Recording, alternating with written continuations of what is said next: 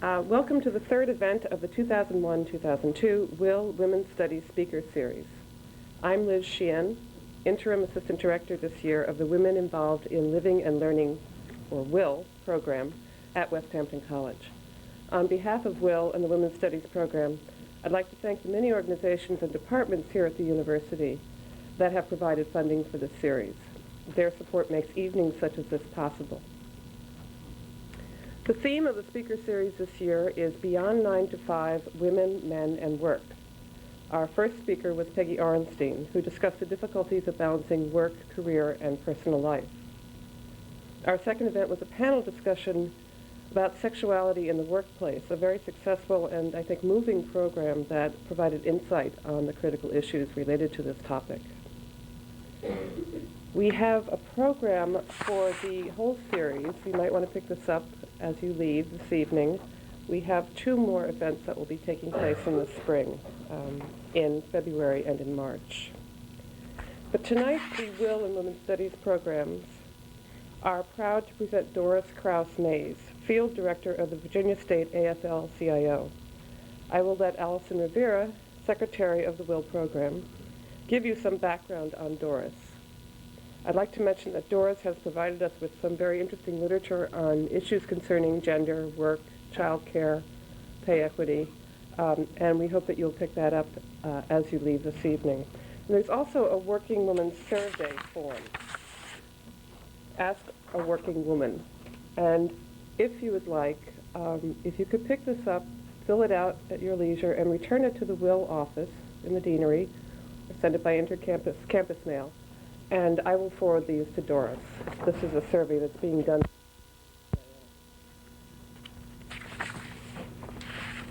Okay, now it's my pleasure to introduce Allison Rivera, WIL woman, who will introduce our speaker.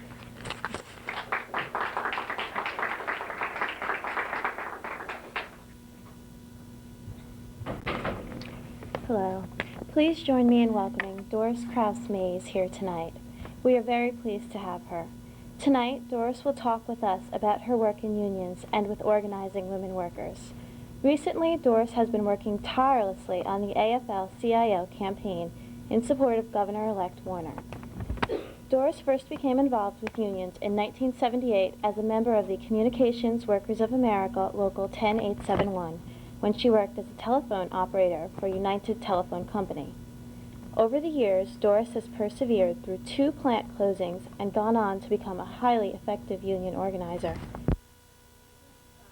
Doris is CWA has received the Joe Beard Award, CWA's highest award for organizing. In 2000, Doris was voted Woman of the Year by the Southwest Virginia chapter of the Coalition of Labor Union Women. Currently, Doris is a member of the Newspaper Guild, Local 35, where she serves as Field Unit Chair. As Doris will discuss, unions and union organizing have a significant impact on women. In Virginia, a typical woman earns 79 cents for every man's dollar, or $125 less a week. A woman of color earns $192 less per week than a white man. These figures are referred to as the gender wage gap. The gender wage gap forces many Virginia families to live below the poverty level, with the result that working women's families lose $5.2 billion each year. Doris works diligently to unionize women workers and help close the gender wage gap. This past weekend, myself and 3 other WIL students had the opportunity to attend the Choice USA-sponsored Gloria Steinem Leadership Institute in Chapel Hill. There we were educated about reproductive choice, like many of the legislators, doctors, and unsung heroes discussed this past weekend. Doris works to change women's position in this world. Doris embodies the ideals of leadership and activism promoted by the Women Involved in Living and Learning and Women's Studies programs. I am pleased to introduce Doris Crouse Mays. Thank you.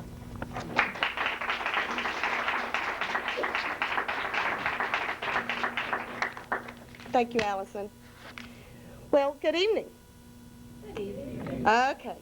Now, if we want to know how unions and the labor movement start out, it's with vigor. Good evening. Good evening. All right. A little better.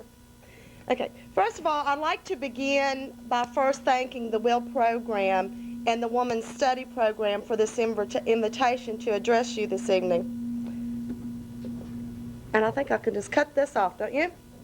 Yeah. You're very fortunate that you have a program that exists that really addresses women's issues in a more realistic manner. I only wish that when I was in school and in college that I had this opportunity.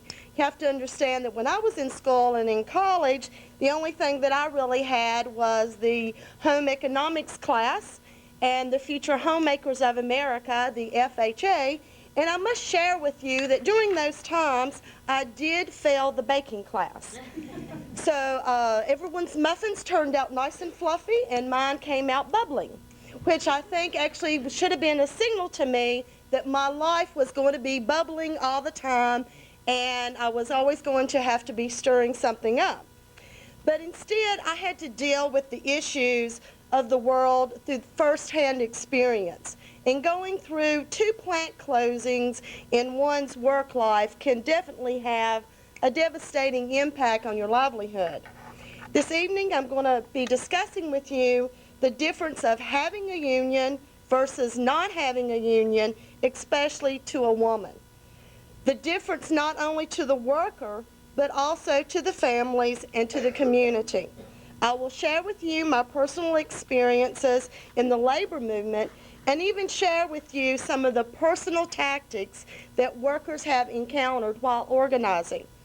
After coming right off of the governor's race here in Virginia, I will also share with you why unions are involved in politics.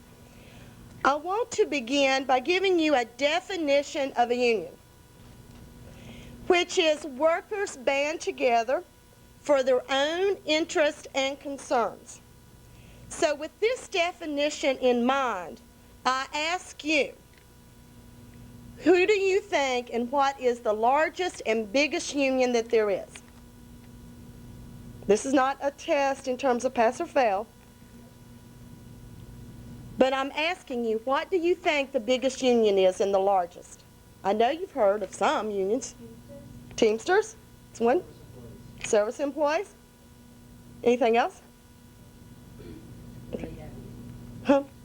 UAW. Well, first of all, let me just say, keeping in mind the definition of a union, workers band together for their own interests and concerns. All of the unions that you mentioned are unions, but the 2 largest organizations that deal with issues and concerns is the American Bar Association and the American Medical Association.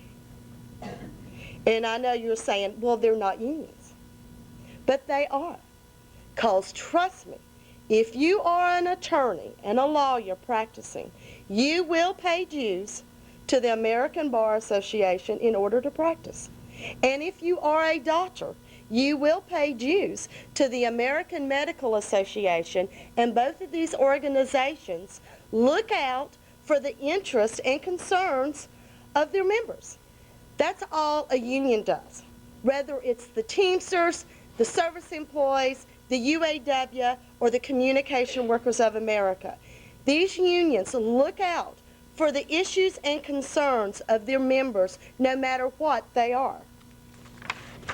In today's society, more women are working than ever before, and they're looking for solutions to the problems of juggling the work and the family, making ends meet, and even finding respect and opportunity on the job. Over the past century, women workers have grown steadily in number and as a proportion of the whole workforce.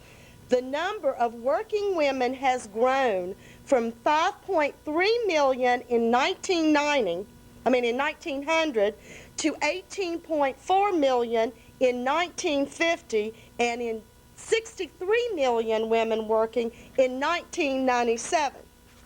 There are 60 million working parents with children under the age of 18, with 75% of these being single parents that work. Women made up 18.3% of the labor force in 1900, 29.6% in 1950, and 46.2% in 1997. In the U.S. today, 99 out of 100 women will work for pay at some point in their lives, regardless of their marital status. The majority of women, except for widows, even with those with young children, will work in some way or fashion for pay. Women make up a growing percentage of the union membership as well. In 1962, women accounted for 19% of the union membership. By 1997, 39% of all union members were women. When women have the opportunity, women consistently are more likely than the man to vote for unions. And public opinion polls show that women favor collective action. And I like this fact more than anything because I've always known that when women band together can have a voice, and we really can, and no matter what it is, to make our livelihood better. Some of the ways that having a union helps workers are, number one, union membership helps raise workers' pay and narrow the income gap that disadvantages minorities and women. Union workers earn more than 34% than the non-union worker. And this is not just me saying this. This data is from the U.S. Department of the Labor Bureau of Labor Statistics. Their median wage earnings for full-time wage and salary work were $640 a week in 1997 compared with the $478 for their non-union counterparts. So as you can see, there is a big difference between the non-union woman that works and the union woman that works. The union wage benefit is even greater for minorities and women. Union women earn 40% more than the non-union women, and this is in terms of benefits as well. African American union women earns 44% more than their non-union counterparts, and for Latino workers, the union advantage is even greater, which totals 53% more than the non-union.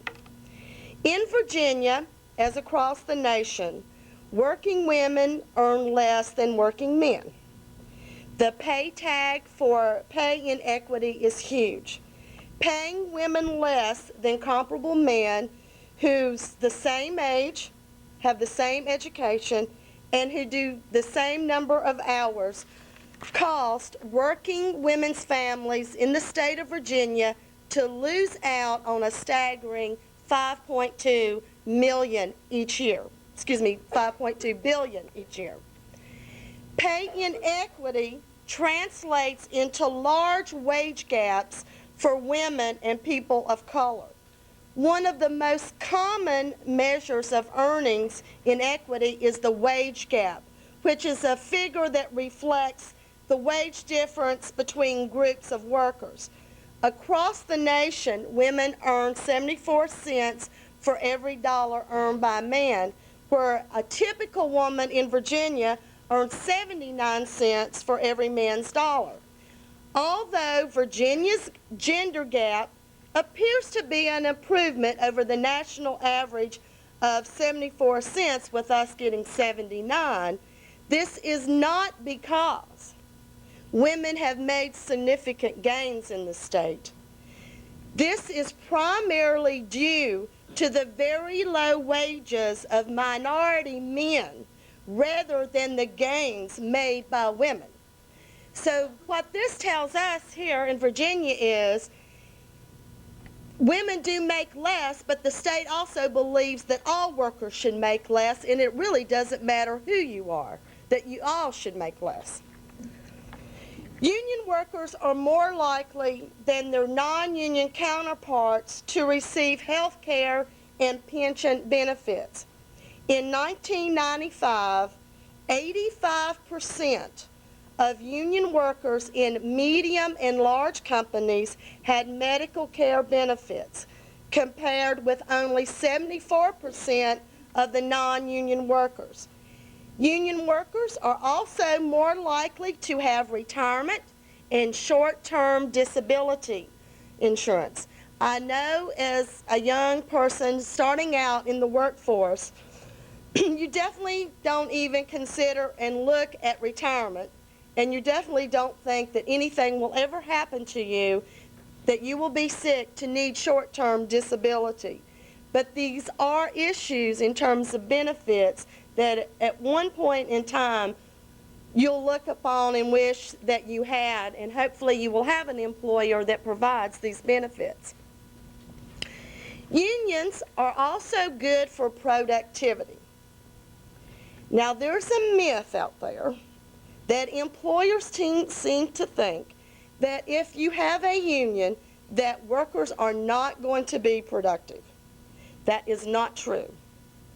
Unions increase productivity, according to the studies.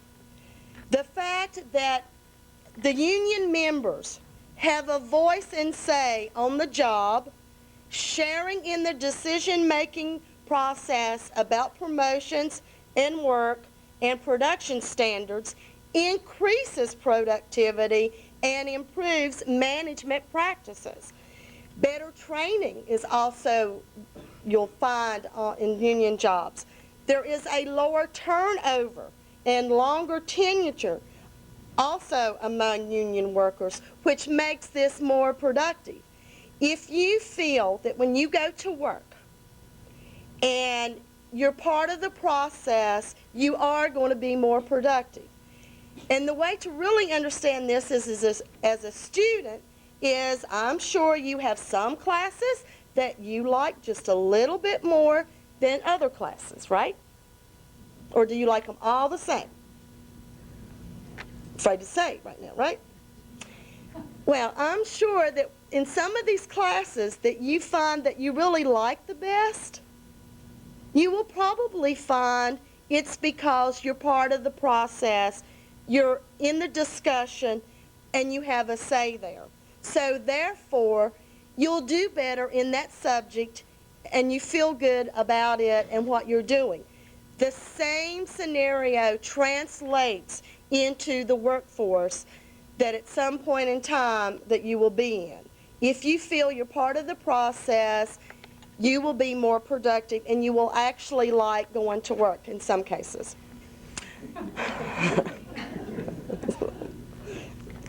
Although 60% of union workers have been with their current employers for at least 10 years, only 30% of the non-union workers can make the same claim. Union workers do have greater stability, in part because they're more satisfied with their jobs, they'll receive better pay, they have better benefits, and they have access to a grievance procedure. Even more important, most collective bargaining agreements protect union members from unjust discharge. Non-union workers are employees at will who can be fired at any time for any reason at all. Now let me just say there's two things with this. There is a myth, and this was kind of brought up in the disaster of 9/11. It is not true that if you have a union that you can never be fired, because you can be fired, even if you have a union. But what happens is the employer can't just fire you because they want to. They have to have a reason, and it has to be a just reason. It can't be because they just don't like you and they don't want you around. There has to be a just reason there. But having a union does not eliminate the fact that an employer cannot terminate an employee. And I'm even going to say this. I mean, I work for the National AFL-CIO, which is the umbrella of all international unions. And even unions who are employers to me, they have fired people. But there's been reason. They had just cause to terminate. And there was progressive disciplinary action, which means that if I do something wrong once, then you should tell me about it, and I should be given the opportunity to make the corrections. If I do it again, then you will be written up. I will get written up, and it will go in my employee record. If I do it again, I could be suspended or terminated. But there's progressive disciplinary action that occurs. Just because I didn't come into work one day doesn't mean that I shouldn't be fired because I didn't come in. So these are things that are needed, whereas in today's society, and most employers, without a union, you are an employee at will. So I would suggest to you, your first job that you have and where you go, number one, ask for the employee handbook, which hopefully they will provide for you. If not, they'll say, well, we're redrafting the employee handbook, and it's in production, and we'll get it to you shortly. But once you do get your employee handbook, you will find a section in there that will talk about you being an employee at will. And this is exactly what it means. They can fire you anytime for any reason that they want to. Now, they can't discriminate against you for race, gender, and sex. But we all know that when you try to file a claim through the EEOC, the burden of proof falls upon you. And this could be very difficult. So having a union gives workers protection in order that progressive disciplinary action is followed and they had just reason to terminate your employment. There's also this little thing called the right to work, in which Virginia is a right to work state. It sounds really good, doesn't it? Right to work. Wow. Well, you mean, of course I have the right to work. You would deny me the right to work? That's not what it means.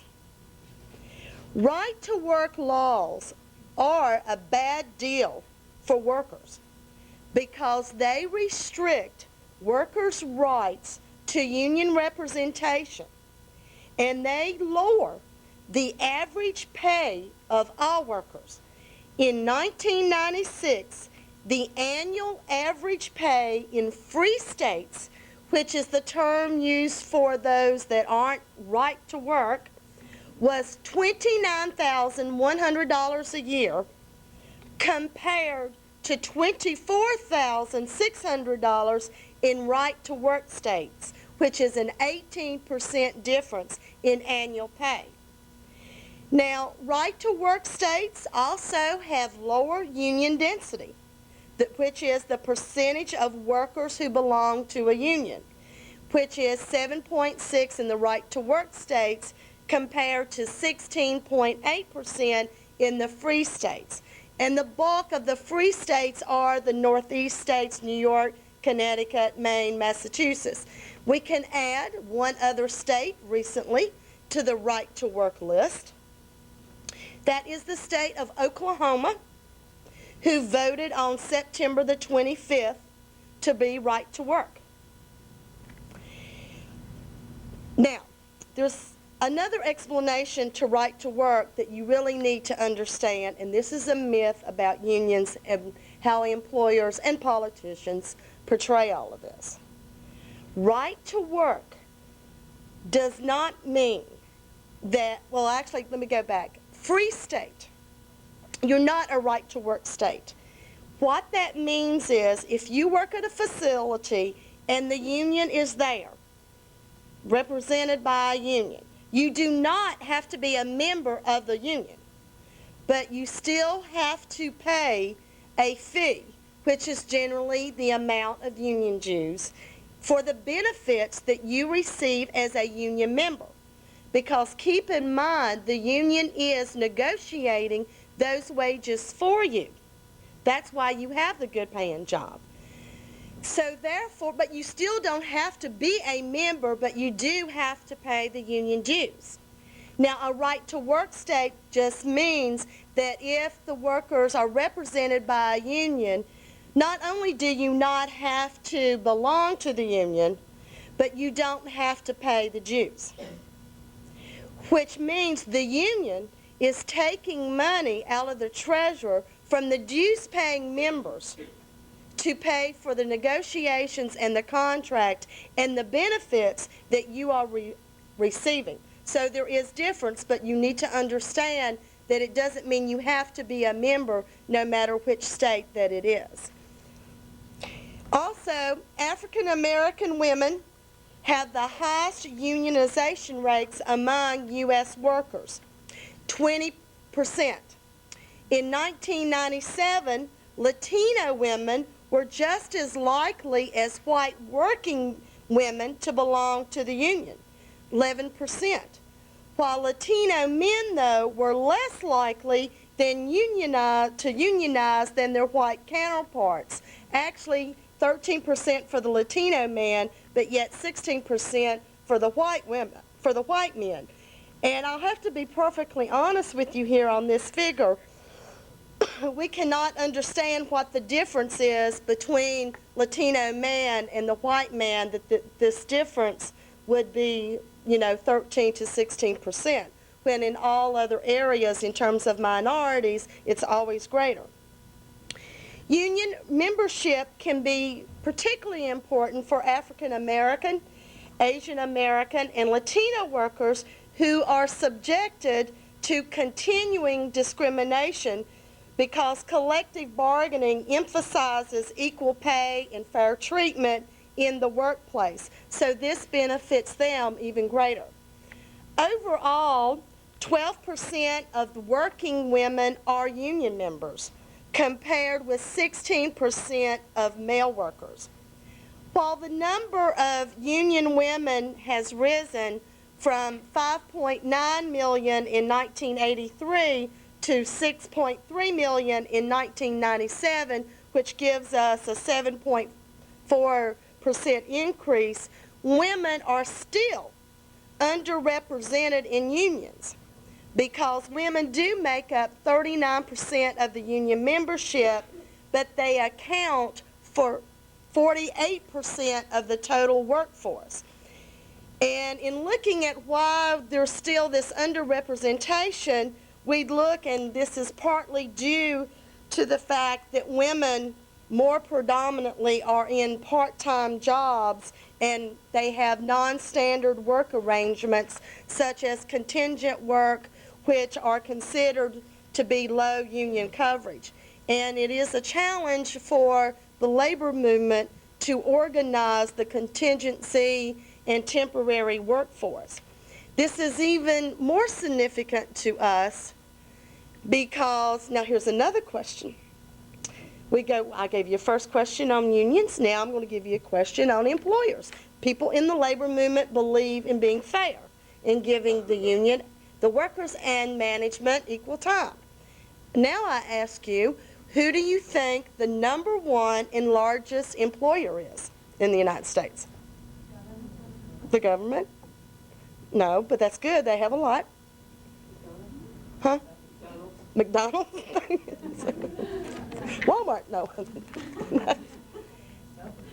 Actually, the #1 and largest employer in the United States is Manpower, a temporary agency. So, that's even a greater struggle and even more difficult for women, because it's going to be predominantly women that is going to be going through Manpower in a temporary agency and be part of a contingent workforce. So there's two challenges here that is equally difficult. But like minorities, women have much to gain from union membership. Collective bargaining can win fair treatment on the job, and the union wage advantage narrows the historic wage gap between men and women. Union represent workers of all ages, from young workers just entering the workforce to older workers nearing retirement. In 1997, 8.4 union members were between 25 and 44 years old, and 6.5 million members were 45 to 64 years old. Union membership is highest, though, among the 45 to 54-year-olds, 29% of whom belong to unions. But almost 1 million union members are younger than 25, which demonstrates firm support for union representation among young workers. More and more workers are in part-time jobs. A disproportionate number of part-timers do have the contingent and non-standard work arrangements, which again poses an organizing challenge for unions, increasing the number of them that work part-time involuntarily because they can't find part-time jobs. I know in our last administration, in terms of the presidential administration, the previous one, with President Clinton, there was this whole thing about how many jobs had been created. You should know that, yes, we were glad that jobs had been created, unemployment was down, but unions was still calling the question, what kind of jobs have been created? What are the pays of these jobs that have been created? And the best scenario and cartoon that I really saw on this was, yes, I know that X million jobs have been created because I have 2 of them. And that is the truth. It takes 2 jobs to make ends meet in terms of part-time work. Some of the areas that unions have helped women to juggle work and family is to negotiate control over your work hours. Spending more time at work, we find ourselves doing that. Actually, you should know that family time now for a family has shrunk 22 hours a week since 1970. Which means 22 hours now is gone that we used to have because we are more productive and we're spending more time. So how do you juggle spending more time at work and having time for your family? So that's why the union has negotiated what we call alternative work schedules, flex time, which means on flex time is if you're to work 8 hours, doesn't necessarily mean you have to be there at 8 in the morning. You can come in at 10, and instead of getting off at 5, you can get off at 7, and try to have alternative work schedules. We also have negotiated a cap on mandatory overtime. I find it totally maddening, I think is the term to use right now, that when labor unions first started organizing, and our biggest gains was the 40-hour work week, right? I mean, that's how unions got started, was the 40-hour work week. Here we're finding ourselves 50 years later and basically trying to negotiate the same thing, putting a cap on the overtime. And I have to say that my union, CWA, has been very successful in negotiating a cap on mandatory overtime, which is 7.5 hours. And you can also thank the unions, no matter what your opinion of them are, for the fact of the 5-day work week. Because that's where unions got the biggest gain, was 40 hours, and also the fact that you had weekends off. But now, again, we're finding ourselves right back to negotiating a cap on mandatory overtime. We also have negotiated telecommuting, where you actually get to work at home or and everything instead of driving into the workplace, or you only have to go to work to a facility like maybe once a week versus every day.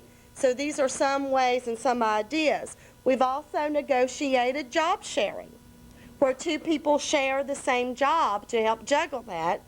And we've even negotiated swapping shifts, which what that means is if I have a shift 8 to 5, but a shift 3 to 11 is better for me that day, and you have the 3 to 11 shift, then I can ask you to switch and swap your shift with me so you could work 8 to 5 and then I could do the 3 to 11.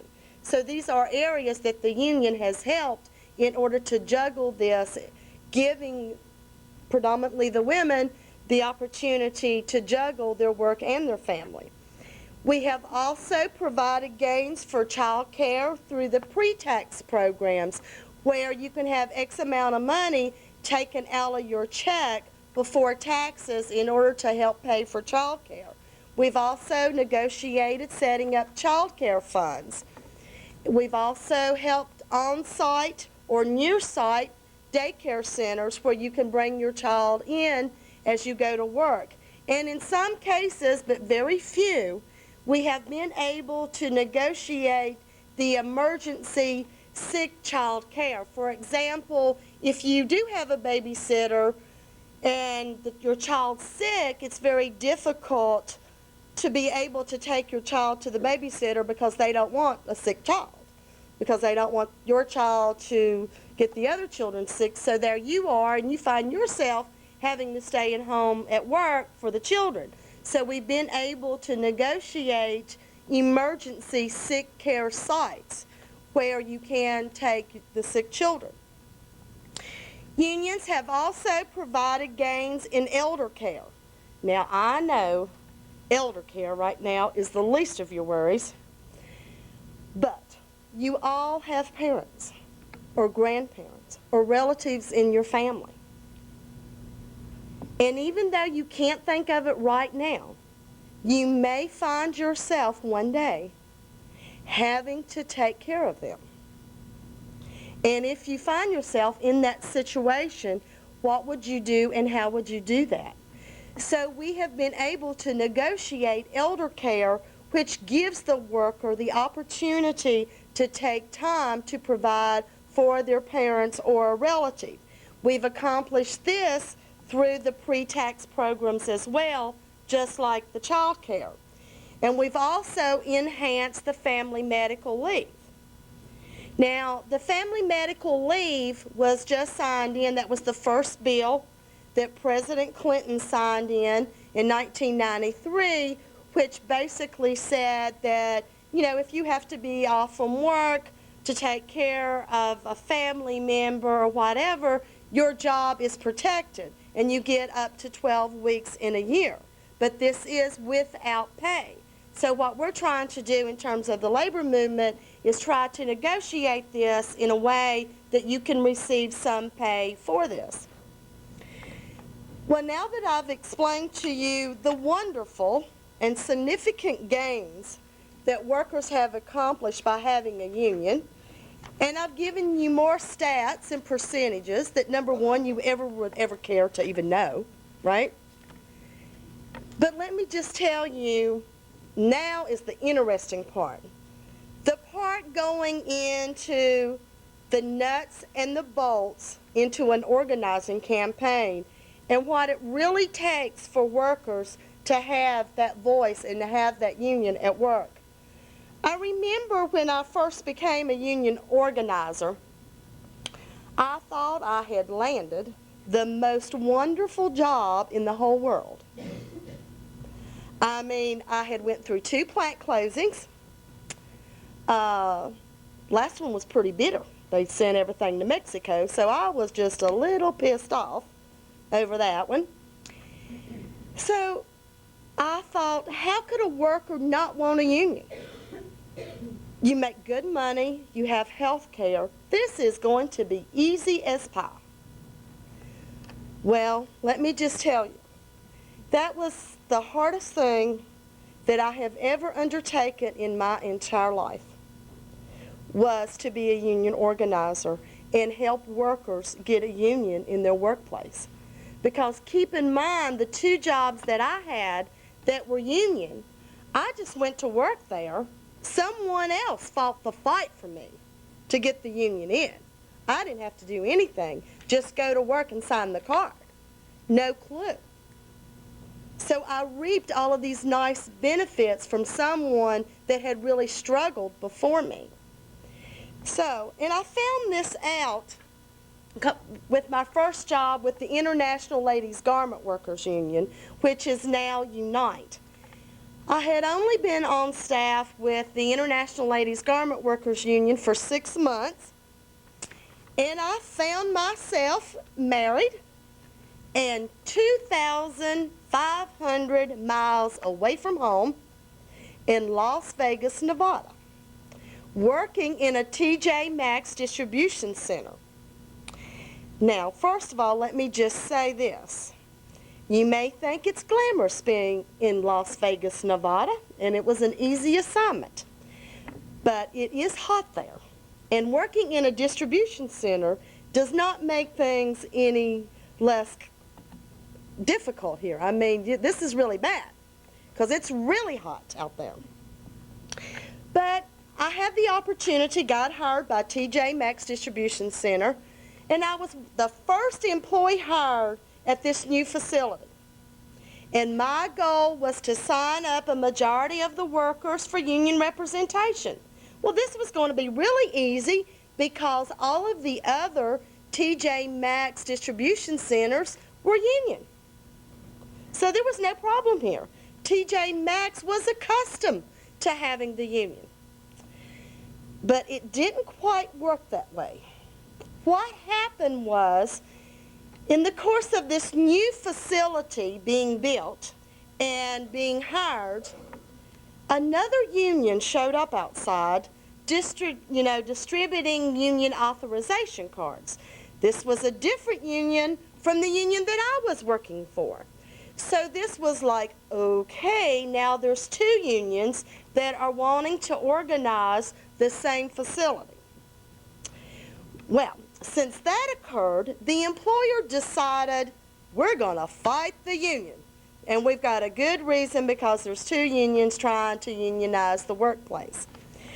Well, again, I thought it was going to be easy as pie, but it wasn't, because TJ Maxx started the anti-union videos, the captive audience speeches, and it's a scary thing. So I got to see what it was like to sit in a room where the employer literally holds you captive. I mean, there's a reason why this is called captive audience, because you cannot leave the room. Supervisors were staggered all around the room. I was sitting there just like you are tonight. But instead, in each corner, there was a supervisor that was watching everybody. And as the plant manager was speaking for the podium about how great a place this was to work and that we didn't need the union here, it was a new facility, please give us a chance. We know we don't have everything right, but we'll listen to you and I'm sure we can make it better. You don't need a third party, an outsider coming in and negotiating and talking to you. We have an open door policy. If the union comes in here, you will not be able to talk to me. That's what we were faced with. The myth is this: having a union does not eliminate the open door policy. Having a union does not eliminate the worker the right to talk to their supervisor or to management to work things out. It should enhance that. We want workers to work things out. But if you can't work things out, where do you go? An open door swings. There's the door. If you can't work it out, you'll just go on through.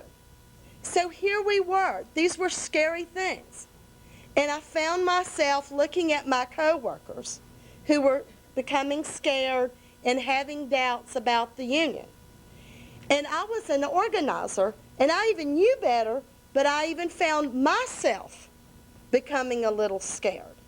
And it made it even more difficult because, keep in mind, the employer nor the workers neither knew that I was a paid union organizer. But the employer did state in their meetings that a union organizer had infiltrated into their warehouse.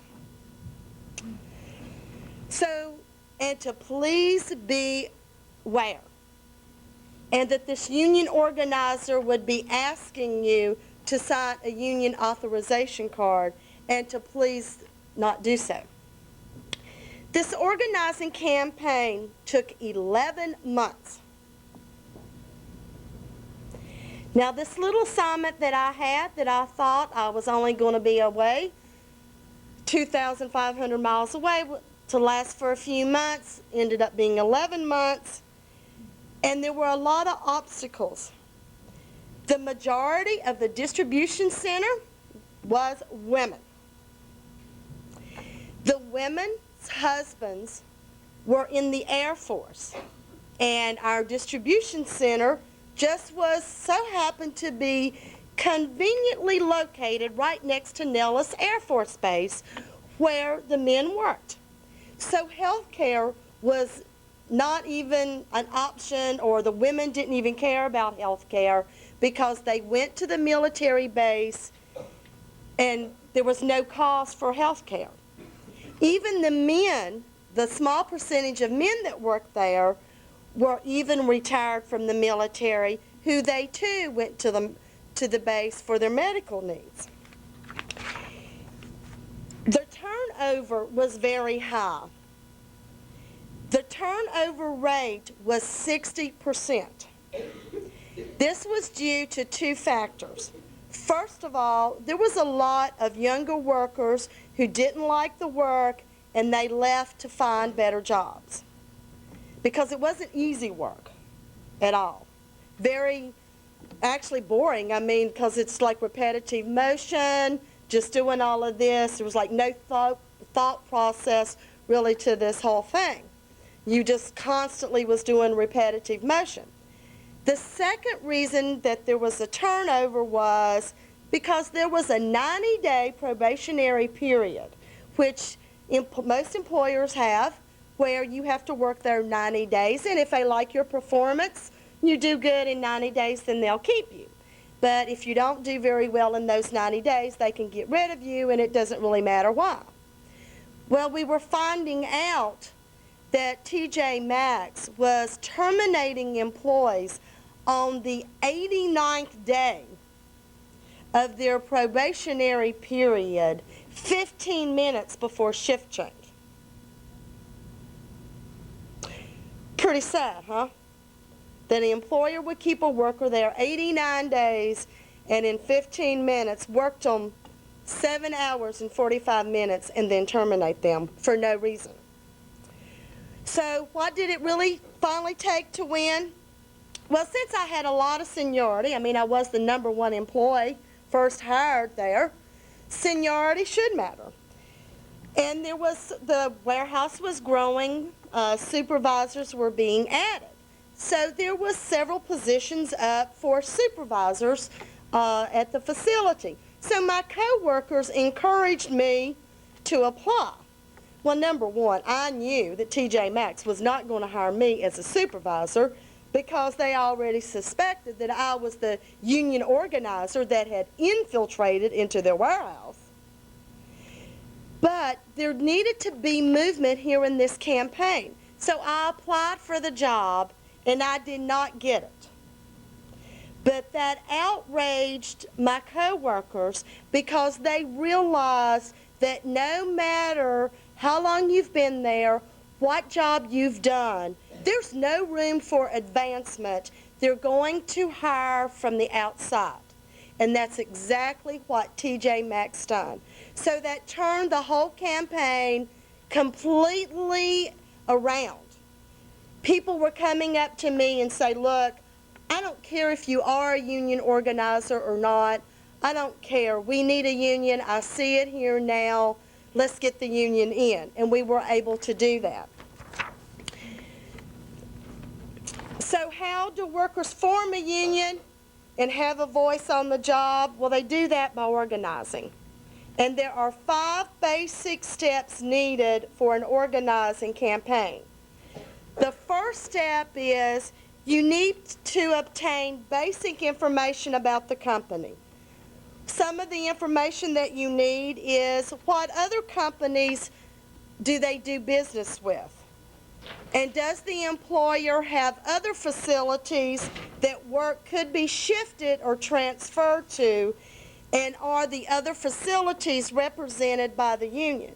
Because you got to keep in mind that if an employer has 6 different work sites in different locations and you try to unionize one and not the other 2, they will shift the work and eliminate the work where there is a campaign going on. Even though this is illegal, that does not mean that things are not done. I explain that by people by saying this. We all know the speed limit is 55, right? How many of you drive 55? Good. Okay. Most of us don't. And even though it's a law, that doesn't mean that we do not break it. If we get caught, we pay the fine and go on. Well, the fine for breaking a labor law is nothing. It's just basically posting a little thing on the board saying, oops, I'm sorry, I done this, I will never do it again. That's the penalty. You also have to identify the workforce. What are the demographics? How many men? How many women? What is the ethnic makeup and age of the workforce? This is important because remember, women are more likely to vote for a union than men when they're given the opportunity. This information is also needed because an organizing committee needs to be formed. And this committee needs to hold the whole campaign together.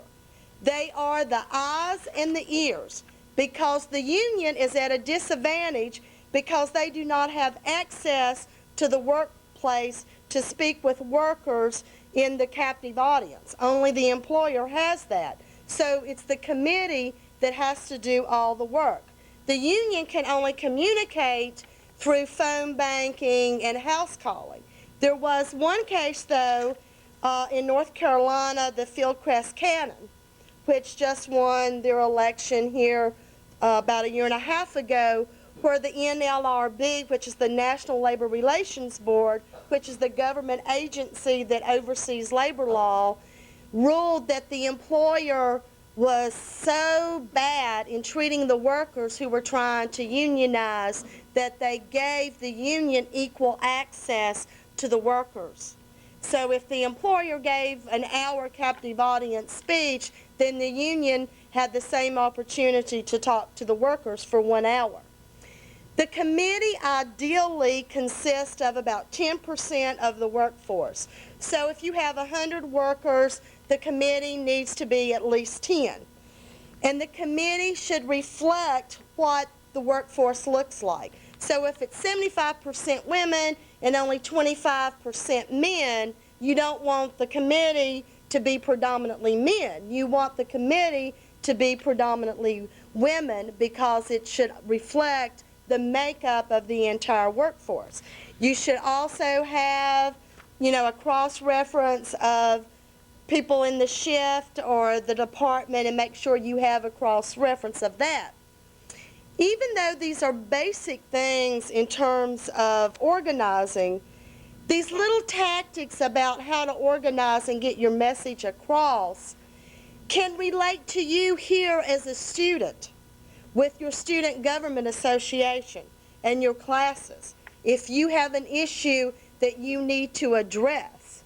You want to make sure that you get a cross-representation of all of the students that it's going to affect and all of the curriculum that's going to be involved. So this all can be, even though this is union organizing, you can take these basic skills and transform that here at your college as you're working to get your message across in your issue. Now, you also want your leaders on the organizing committee to be liked by their coworkers. The reason you want this is because sometimes employers have a tendency to really watch workers that are involved in the union campaign, and you don't want anybody to get fired, so you want to make sure that the worker has a good work record before they get too involved in openly supporting the union.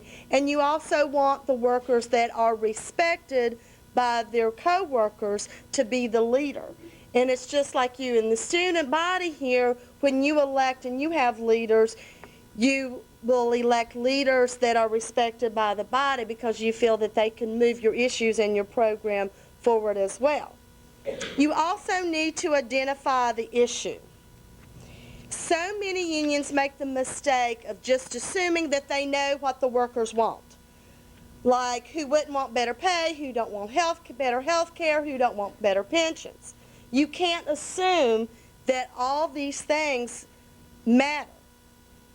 If the workforce is relatively young, and I came in here and all I talked about was health care, child care, elder care, you could care less. But if I talk to you about pay, how much money you're going to get, and having a union increases your pay, then you're interested. But if I'm talking to a group of workers that is predominantly older, even though pay may be an issue, they're going to be more concerned with health care and retirement. So you have to know what the issues are, and you can't assume them. And there are several ways to get the issues. You can do a survey, the committee, and talk to workers. And don't ever let money be the sole issue, because it is an issue that the employer can remedy very easily. Like if I only wanted a voice to make more money, sometimes the employer will actually give raises to keep the union out. And this is why, even though our union density has fallen in the labor movement and we still organize, and even though we may not be successful in our campaigns, we have actually helped the non-union worker. Because employers raise wages higher in order to keep the workers from having the union. So I know that's like this whole weird thing, but that's actually the truth, and that's why the Communication Workers of America spent so much money on organizing Sprint, which was predominantly the non-union phone company, and people thought the union was nuts. Why are you spending all the resources? And keep in mind, the existing membership was upset because it was their dues money that was funding the campaigns, and we were not winning the elections.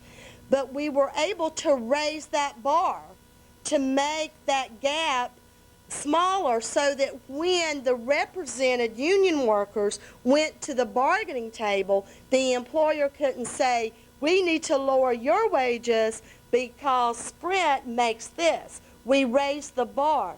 So even though you may not have a union or even want a union, unions do help workers where there are no unions because it raises that bar. We also, let's see, there are several ways too you have to look at, and that is trying to get what the past organizing experience has been with the employer. Has there ever been a campaign there before? Because you'll find out what law firm, the anti-union law firm, the consultant that the employer has hired, and the tactics that the employer is going to use. which then I mentioned tactics. Well, that's the most interesting thing, because let me just say, employers will do whatever they can to keep the union out. It's not a matter of money.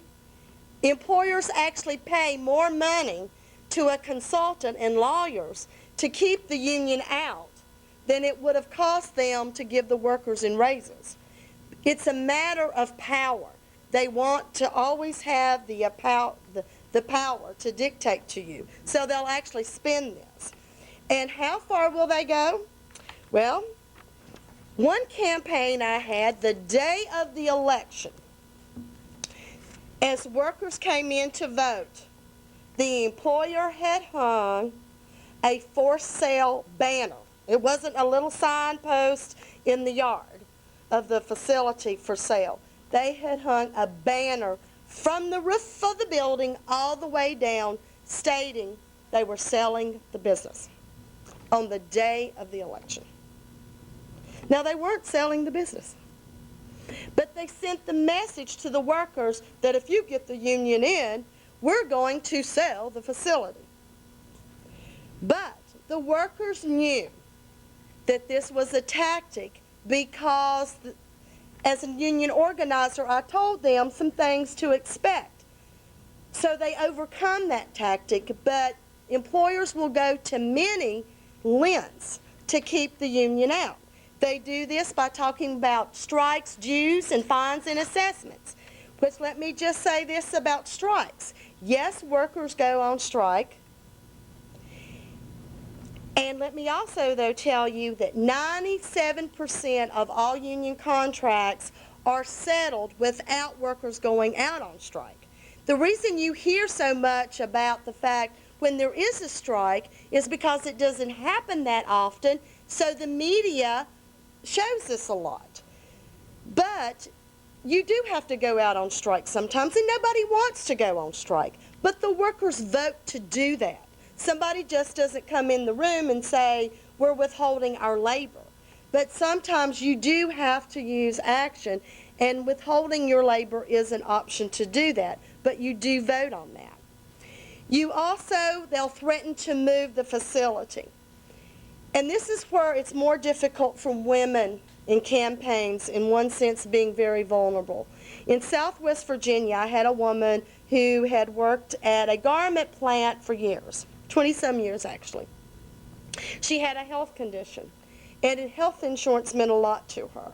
So during the campaign, the employer came up and said, Wanda, I hate to hear that you're feeling so badly and your condition, but let me just say, I don't know what's going to happen with your health care if the union gets in.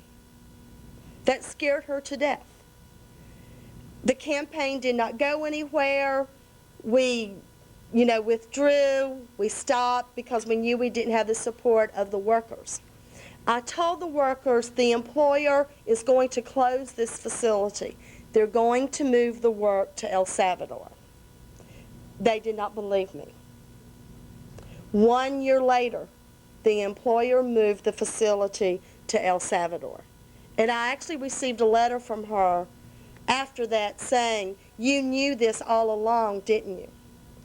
And even though I said I knew it was yes, it was just, you got to understand that these are real life experiences that workers go through and the threat that is placed upon them when they're trying to get the union in. The most severe threat is to terminate an employee. And again, even though it is illegal, it doesn't mean that they don't do that. I have been fortunate, actually, in my organizing campaigns and drives that I've not had an employee fired. But that doesn't say that some of my counterparts haven't done that, had that occur, and it's very devastating. An organizing campaign is very long. Sometimes it takes workers up to 3 attempts to get the union in because there's a turning point. And then I want to briefly talk a little bit about the politics and why labor is in politics after just coming in off of this, off the governor's race. You've heard of the FMLA, the Family Medical Leave Act. Labor spent a lot of money in lobbying for that. You've also heard of the minimum wage, the federal minimum wage. Labor spent millions of dollars on raising the minimum wage in our America Needs a Raise campaign. In most cases, labor actually spends more money and resources in benefiting workers that are not union members than they actually spend on union members. The reason being is we believe that rising tides floats all boats. And then you have your unemployment compensation, which is the amount of money that a worker receives when they're laid off of no fault of their own. Currently in Virginia, this amount is set by our General Assembly, which is at $268 a week, is your benefit. Virginia ranks 46th of the 50 states in unemployment benefits that are paid to workers. I can say that due to the disaster of 9/11, there has been some temporary gains. They have increased the minimum wage, the unemployment, to $368 a week. And you can thank labor for doing that, because right after the disaster, the AFL-CIO sent a letter to Governor Gilmore asking him to do three things: to use his executive power to increase the unemployment by $100 a week, eliminate the one-week waiting period, and provide an on-site facility for workers to go to sign up for their unemployment benefits at Reagan National Airport, in which the governor done. But there's a catch to this $368 a week, which labor did not ask for this catch, but this was placed. That catch is it's only good for 6 months, and workers have had to have earned $18,000 in 2 consecutive quarters, which equated to 6 months. They have had to have earned $17 an hour in order to get the increased benefit. There is no way that the hotel worker, the housekeeper in Northern Virginia ever made $17 an hour. So there will be a lot of workers that will be left behind because of this whole new setup. We also have workers' compensation, that if you get hurt, Virginia's doing pretty good there too. We rank 47th in terms of our benefits. Actually, Puerto Rico is even higher than Virginia. We also have our health and safety. You should know that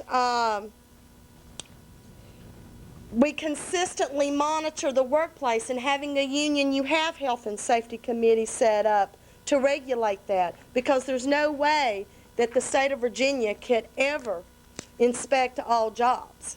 And 2 years ago here in Virginia, in Radford, right near my hometown, we had a facility that exploded, and the workers had complained about the facility, but the Virginia Department of Health and Safety, VOSH, had never inspected the facility even after the complaints, so workers did lose their lives.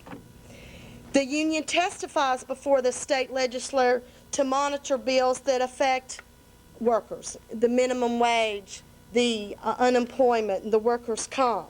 And then on a local level, unions form coalitions with community organizations for the living wage ordinance.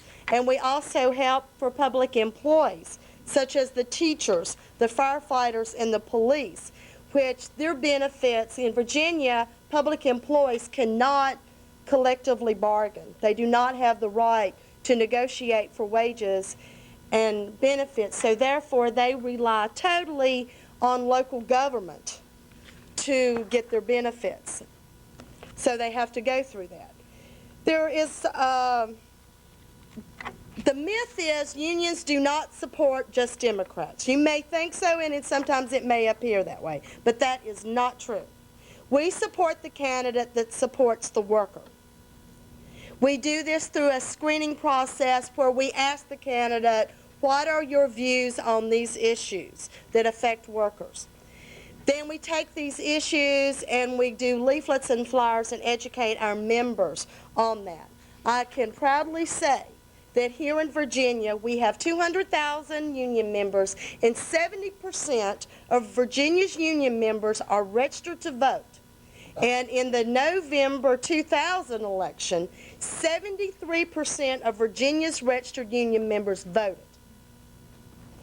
which is very high because only 66% of the non-union registered voter in Virginia voted.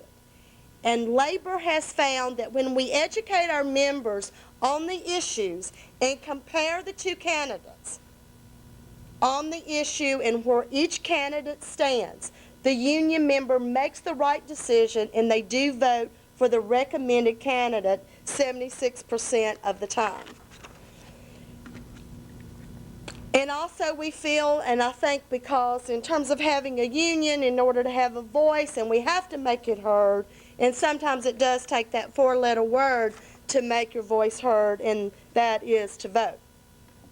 Upon closing, I want you to know that my employer, the AFL-CIO, which is the umbrella of all unions, has made changes that reflect the changing workplace and the economy. First of all, in 1995, when the new leadership took over, President Sweeney, he created a working women's department, which was to oversee the issues of women workers and all of this, to make significant changes. In terms of new employees that was hired, over 50% of the new employees were women and minorities, so we become more diverse. We are now in the middle of refocusing again, where the AFL-CIO will be putting more emphasis on organizing and on the political process. And even though I work for the umbrella of all unions, the AFL-CIO, I am not hypocritical in what I believe, because I too am a union member. And you may say, why in the world are you a union member when you work for a union?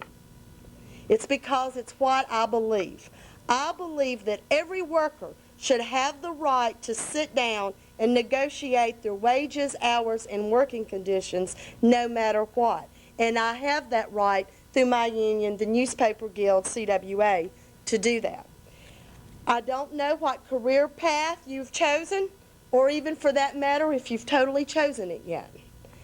But I want to leave you with this message. Working for the labor movement or being a union organizer can be one of the most rewarding and heartfelt occupations, but it can also be a life that resembles a roller coaster ride. It's rewarding when you look into that worker's face and their eyes, and they have overcome and they have won a fight in a battle that they never thought they could ever accomplish and get justice and dignity, and overcome all the odds, all the money that the employer had to win on one issue. But it can be very sad when the workers had given their all and they lost through no fault of their own. There are programs that the AFL-CIO has that are available, the Union Summer, and where college students actually go on a campaign for 6 to 8 weeks. So if you'd like to do that, just let us know.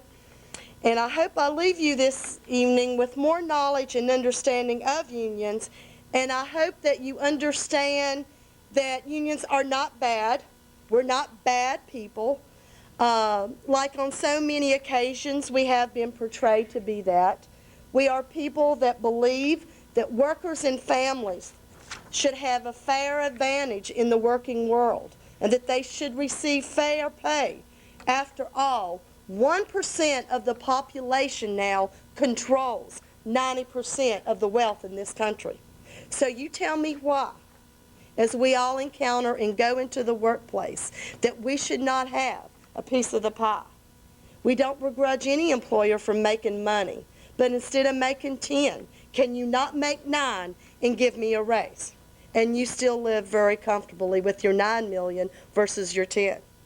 So why shouldn't the worker and the family be paid the fair wage and have dignity and the respect on the job? And the world that we work in should be safe, and it should be just, because workers' rights and civil rights are the same thing. Thank you.